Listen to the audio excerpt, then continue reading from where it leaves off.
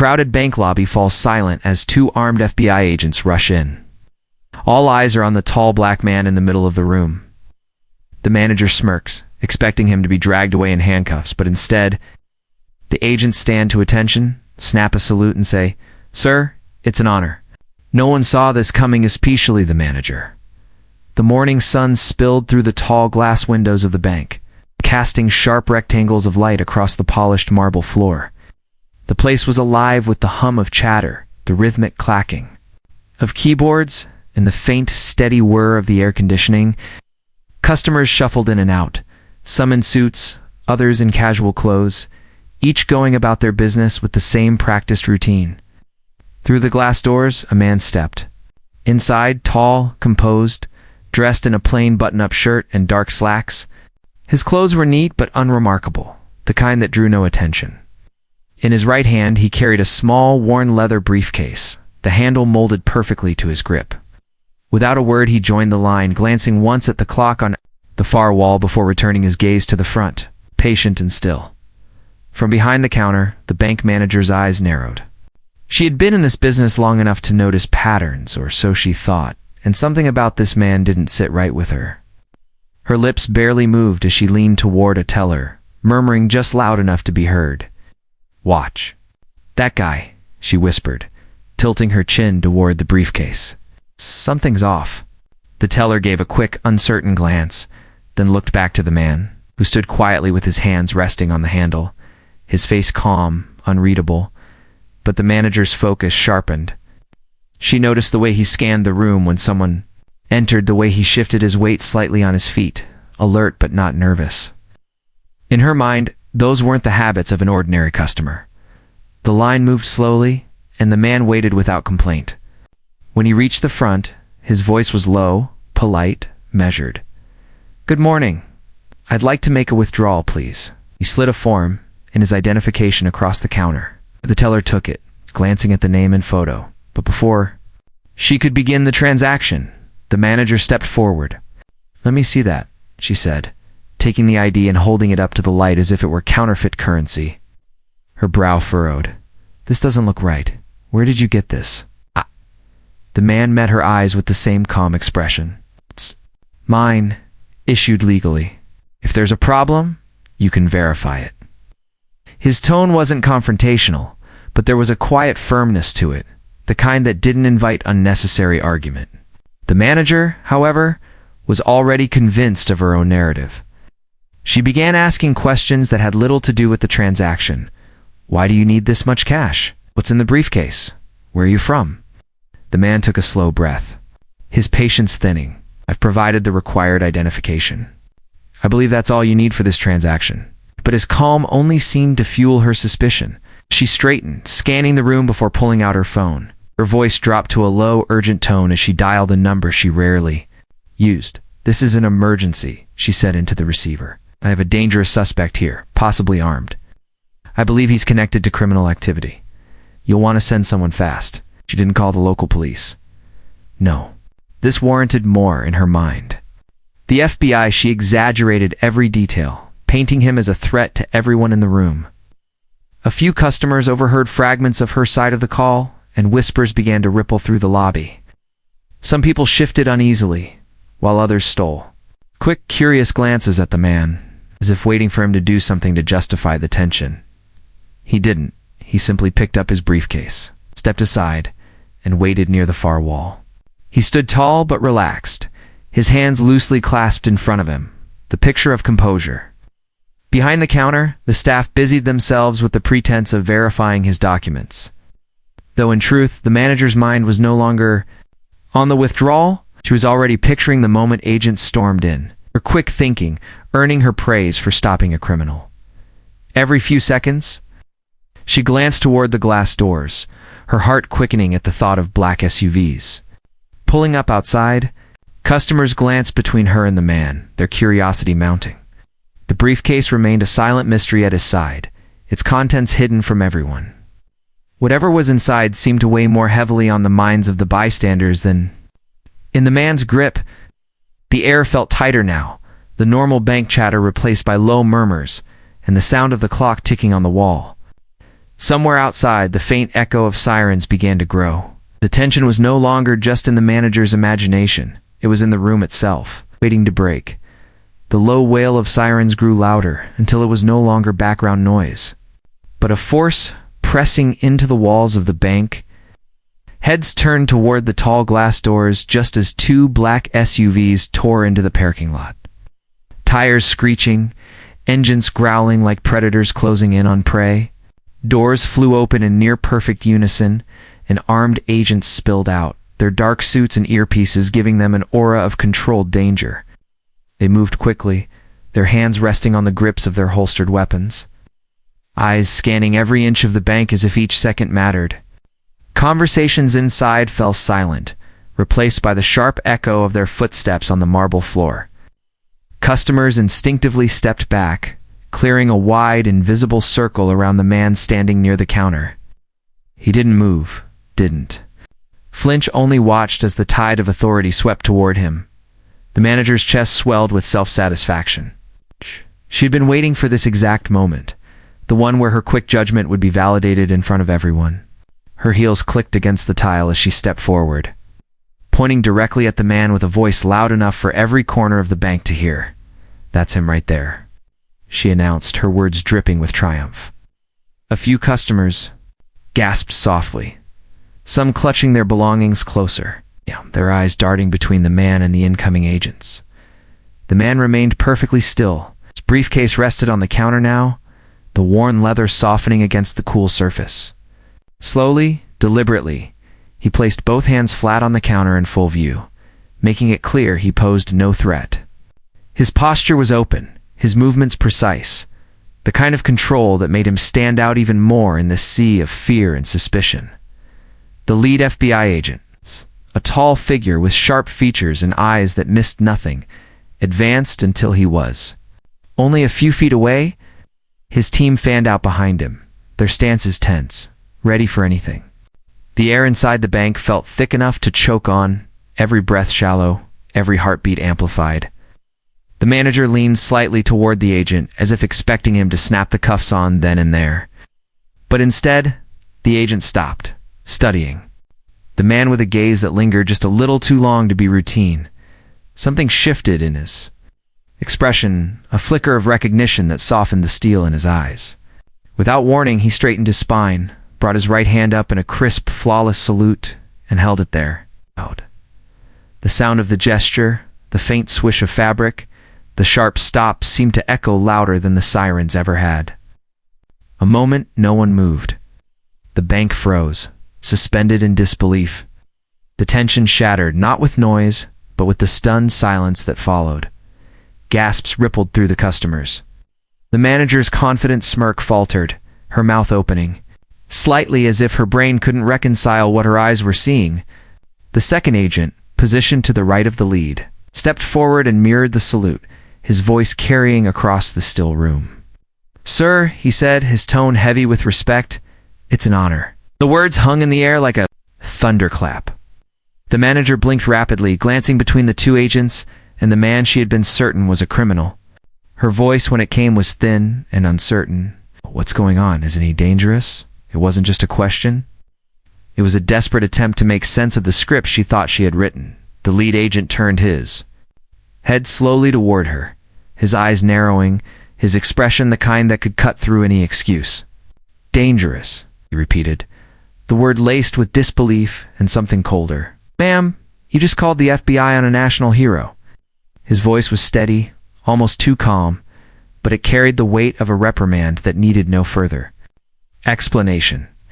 Around them, customers began to murmur, the atmosphere shifting from fear to confusion, from confusion to awe.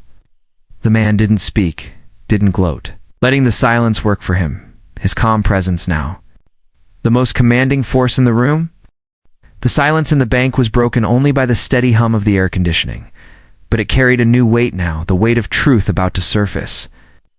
The lead agent lowered his salute but didn't take his eyes off the man. "You have no idea who you just called us on?" he said, his voice firm but edged with disbelief. He turned slightly so the rest of the room could hear. "This man is one of the most highly decorated federal operatives in our nation's history. For over 2 decades, he served in missions so classified most of them will never be spoken of. In public, he's gone into places the rest of us wouldn't survive 5 minutes in, and walked out having saved countless lives, including members of the FBI. A ripple of murmurs moved through the crowd. Customers exchanging glances as if trying to match the quiet. Composed figure before them with the image of a man who had been in the thick of danger for years. The agent continued, his tone softening, with respect. Just a few months ago, he stood in Washington, receiving a medal from the highest levels of government for his service. You didn't read about it in the papers because heroes like him don't chase the spotlight. They do their work and disappear quietly. His words hung heavy, rewriting the entire story that had played out in the manager's mind. The man in question stood motionless, neither confirming nor denying anything, his silence only amplifying the weight of the agent's statement. The manager's gaze dropped to the briefcase still resting on the counter. "And that?"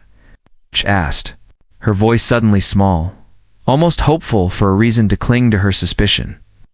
The lead agent glanced at it before answering. "Not weapons, not cash from some crime. That briefcase contained security documents of the highest importance ones. He was personally entrusted to deliver to this bank for safekeeping. It's part of a private security assignment, and frankly, it's not even your business what's inside. But I'll tell you this. The only danger here is what could have happened if those documents didn't make it to where they needed to go."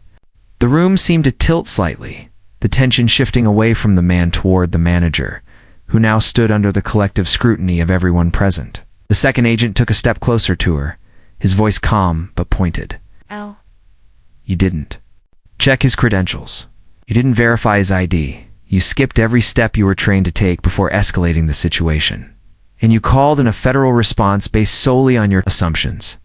The unspoken word hung there prejudice, and it burned hotter in her ears than if he had said it aloud. From the far corner of the lobby, a voice rose above the murmurs. An older man, his posture still straight despite the years, stepped forward, his jacket sleeve shifted just enough to reveal the edge of a faded military tattoo. "I served too," he said, his tone steady and certain. "This man's the real deal. I recognize it in the way he stands, the way he keeps his cool. You don't learn that anywhere but in the field." Several customers nodded there earlier. Wariness replaced by something closer to shame, not for him, but for having believed the worst so quickly. The manager's cheeks flushed a deep, blotchy red. She opened her mouth as if to defend herself, but stopped when the lead agent's voice cut through the space between them. "False reports, waste resources, and put lives at risk," he said, each word deliberate. "We rolled our units here under the belief there was an imminent threat. Every second we spent responding to your call was a second we weren't somewhere else where we might have been needed. And all of it was because you couldn't see past your own assumptions." His eyes didn't waver from hers, and she felt the weight of the entire room's gaze pressing down. In that moment, the power dynamic. She had imagined earlier herself as the vigilant protector. Him, as the suspicious outsider, collapsed completely. Now she was the one on display, her judgment, or lack of it, laid bare for strangers to witness. Around her, customers whispered, some shaking their heads in disbelief, others glaring openly. The man who had been the center of her suspicion hadn't said a single word in his own defense, yet the truth had spoken loudly enough without him. She realized, far too late, that her quickness to judge had not only backfired, but had also humiliated her in the very room she thought she controlled. The lead agent reached into the inside pocket of his jacket and pulled out a small, polished, metal coin, its surface glinting under the bank's overhead lights. The design was intricate, the emblem of the FBI engraved on one side, an inscription on the other that read, "For service beyond the call of duty." He held it out with both hands, presenting it as one would a sacred honor. "From our department," he said quietly. "For everything you've done for this country, and for some of us personally." The man accepted it with a slight nod, his fingers closing over the coin with a grip that was both firm and reverent. For a long, unbroken moment, the entire bank seemed to hold its breath. No one spoke, no one moved. Every pair of eyes watched as he gave a single, respectful nod in return, his silent acknowledgement carrying more weight than any speech could have. The manager stood off to the side, her earlier bravado gone entirely. Her voice, when it finally emerged, was thin and halting. I'm sorry," she muttered, not quite meeting his eyes. It was the kind of apology that came more from necessity than sincerity. But still she seemed to hope it might soften the humiliation that clung to her. He turned his head toward her, his expression unreadable. "Treat people with respect, it costs nothing," he said simply, his words calm but unyielding. There was no malice in his tone, yet the truth in them cut sharper than anger ever. Could the agents stepped in beside him then, not as enforcers, but as escorts? Their posture relaxed now, almost protective. Now, together, they walked toward the glass doors, the man carrying his briefcase in one hand and the coin in the other. Murmurs in the bank swelled again, but this time they carried a different tone, one of admiration, even awe. A few customers hurried after them, catching up just as they reached the curb outside. One woman clasped his hand with both of hers, thanking him without even knowing the details of what he'd done. A young man in a baseball cap hesitated, then stepped forward to shake his hand as well, his voice low but sincere. "Respect, sir." The SUVs waited with open doors, engines idling. The man exchanged a few quiet words with the lead agent, a brief, knowing conversation that passed between them without the need for explanation. Then, with one final nod to the small crowd that had gathered, he stepped inside the vehicle. Door closed, and the black convoy rolled away, leaving the bank and its uneasy manager in the background. In the days that followed, the incident spread far beyond the walls of that branch. Stories filtered out from customers who had been there, from the veteran who recognized him, from whispers that made their way through the local community. Bank headquarters, alerted to the nature of the call and the fallout that followed, launched an internal review. It didn't take long for the results to surface. The manager was being removed from her position. Officially, it was labeled a demotion for misconduct and poor judgment, but everyone knew the truth. Her name became a quiet, cautionary tale. Among bank staff, a reminder that power exercised without care could turn on you in a heartbeat. Far from the noise of the city and the chatter of gossip, the man returned to his quiet life. His home was modest but orderly, the kind of place where every item had its place. One evening, as the light from the setting sun poured through the window, he set the briefcase on the table and opened a small, glass-fronted cabinet. Inside, neatly arranged, were medals, ribbons, and tokens from years of service, each one earned in places and situations most people would never know existed. He placed the commemorative coin from the FBI among them, its shine catching the light, in a way that made it stand out even among the others.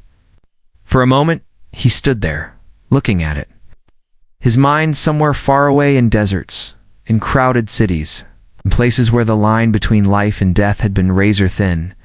He closed the cabinet gently, the soft click of the door locking in, the memory as much as the objects themselves. The coin wasn't just another memento. It was a reminder of something deeper, that respect is never granted automatically, never owed because of appearance or assumption. It is earned, sometimes over a lifetime and often in silence. As the evening settled in around his home, the narrator's voice would have carried the final thought, in 5 minutes. The truth can turn judgment into respect, if only we listen before we act.